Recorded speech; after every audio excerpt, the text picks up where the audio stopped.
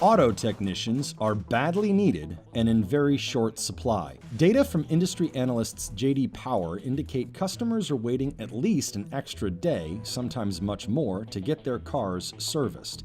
This is happening at a time when the average age of U.S. vehicles keeps hitting record highs.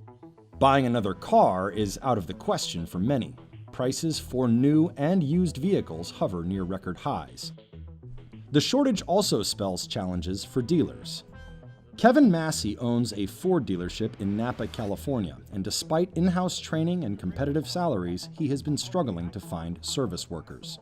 It is not just dealers. Research indicates independent aftermarket repair shops around the country face the same scarcity.